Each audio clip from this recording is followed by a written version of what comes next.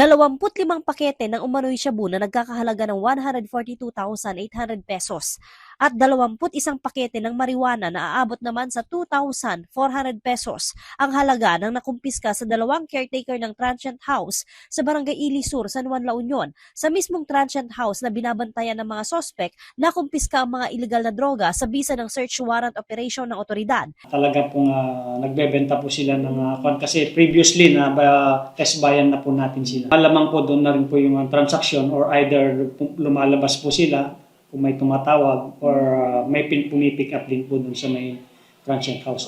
Kabilang sa high-value individuals o HVI ang mga sospek na ilang buwan ding minanmanan ng otoridad dahil sa illegal na gawain.